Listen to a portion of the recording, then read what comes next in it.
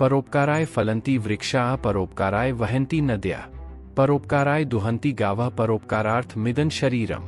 अर्थात पेड़ दूसरों के लाभ के लिए फल देते हैं, नदियां दूसरों के लाभ के लिए बहती हैं, गायें दूसरों के लाभ के लिए दूध देती हैं और यह शरीर दूसरों के लाभ के लिए है। हमारी भारतीय संस्कृति में प्रकृति का बहुत महत्व बताया गया है। हम सनातन धर्म के कोई भी ग्रंथ उठा के देखें तो उसमें पहले वर्णन जंगल का होता है। मानव चांद को छुले या मंगल को पर, ऑक्सीजन तो पेड़ से ही मिलेगी। 22 जनवरी को राम भगवान का पूरे देश ने भव्य रूप से स्वागत किया और कई जगह रामायण के पाठ भी हुए। भगवान राम 14 साल के लिए वन में रहते हैं। वन यात्रा में भगवान राम चित्रकूट से दंडकारण्य वन में जाते हैं और वहां वे 10 साल तक रहते हैं। आज वो दंडकारण्य वन तो नहीं रहा पर उस वन के कुछ भाग है, पर आज उसे भी मानव हित के लिए काटा जा रहा है। और हसदेव ऐसा ही एक वन है। क्या है सेव हसदेव? छत्तीसगढ़ में आदिवासी। हसदेव के बारे में जानने से पहले जंगल के कुछ प्रकार जानते हैं।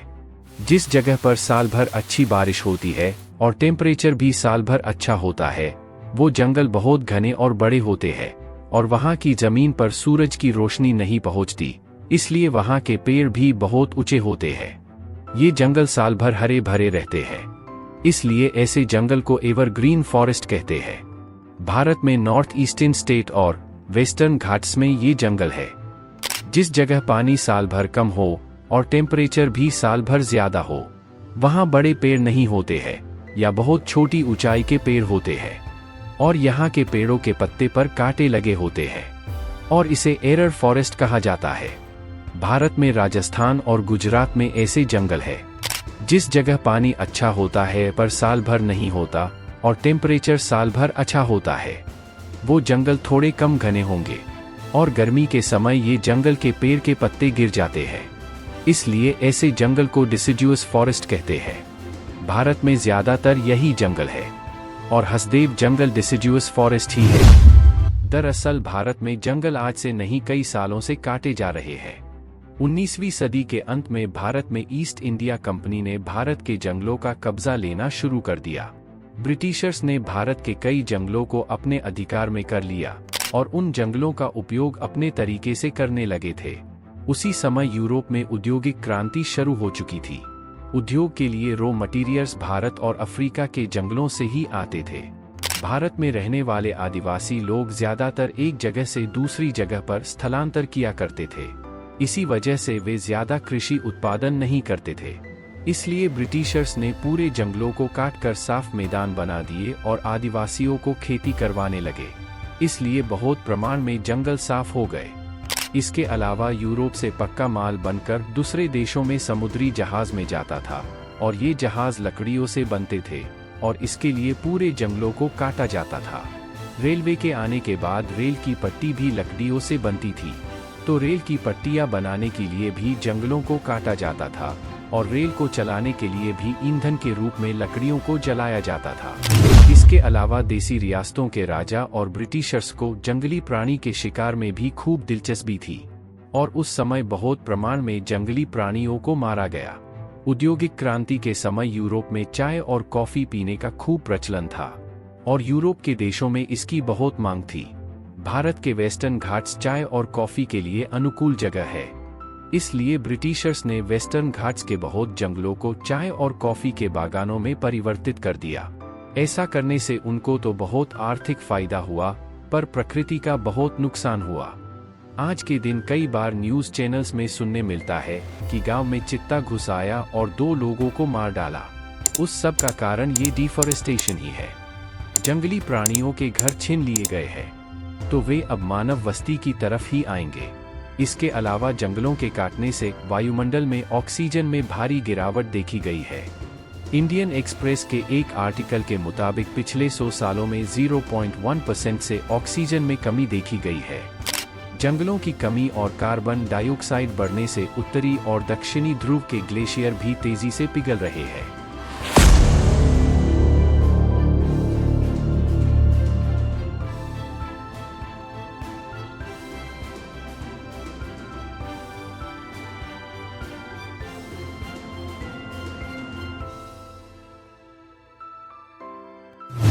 तरह ग्लेशियर पिघलते रहे तो भविष्य में सूरत, मुंबई, चेन्नई जैसे बड़े शहर पानी में डूब जाएंगे। भूतकाल में काटे गए जंगलों के परिणाम आज के दिन भी दिखाई देते हैं। फिर भी आज हम जंगलों को काट रहे हैं। हसदेव जंगल को भी इसी तरह आज काटा जा रहा है।